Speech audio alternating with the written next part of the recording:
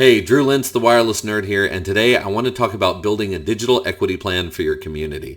Now, what does that even mean? What we're seeing right now is a lot of people want to figure out how to solve this connectivity gap and this digital divide and the homework gap and all the other buzzwords that people are saying to get communities online.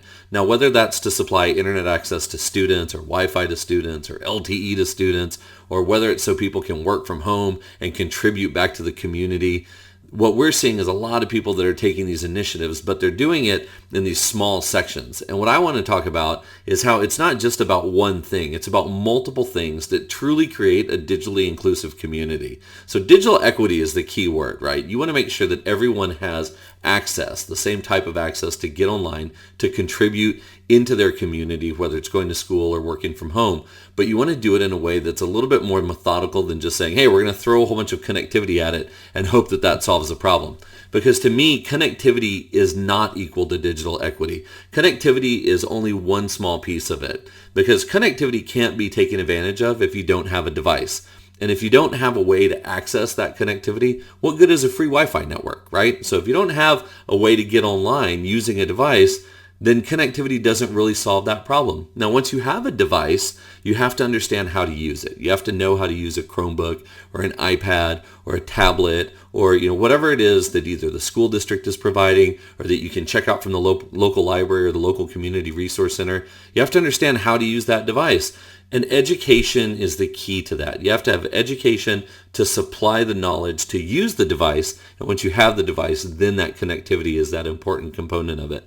Now, once you've got the education to use the device, now you've got the education to understand the doors that can open for you, whether that's taking a class online or taking advantage of online resource centers or online knowledge bases. Now you can use that device to learn even more. And with that education component comes the ability to get a better job. And when you start to think about the way that will change a workforce, that's really what creates that incredible digital community.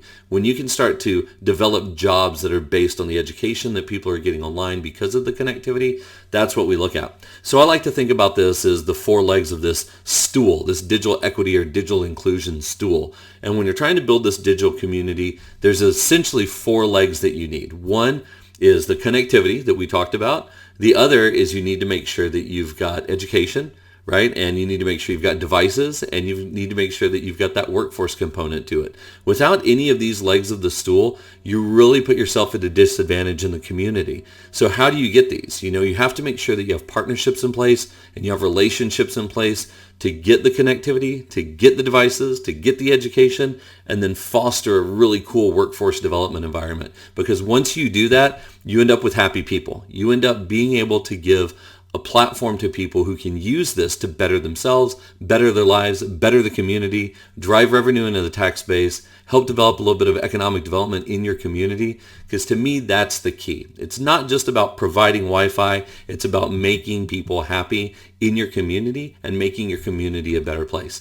So the key to me is building those partnerships, understand the students, what they're doing with the internet access, how this can provide help to them, how they can leverage their devices to get online. It's about working with those school districts to make sure that whatever network or technology you're using is supported with those devices so that the students don't have an issue getting online. It's about working within city departments, whether that's Parks and Recreation, whether that's Public Works, whether that's the IT department, making sure that those partnerships for success are there within the local community to deploy those wireless networks where they need to be and to deploy that connectivity so that people can follow the rest of those legs of the stool there. And it's about also working with nonprofit organizations to identify the ways that nonprofits can help. Because once you start to put these pieces of the puzzle together, you have a really decent way to look at a plan of action to deploy a digitally inclusive community. Again, it starts with connectivity, usually provided by the municipality in the case that we're seeing a lot of right now. Those devices usually come from the school district or community resource centers. Education can come from either the school district or from a great partnership with a nonprofit organization. And once you have all those components in place, then you start to look at that workforce development component. So to me, that's what I think makes a digitally inclusive community. Glad I could share this with you. If you have any questions, please feel free to reach out to me. You can find me online at Wireless Nerd. Hit me up on LinkedIn or Twitter. But for now, that's about it. Like I said, if you have any questions, please feel free to reach out. Have a wonderful day. Keep up the great work.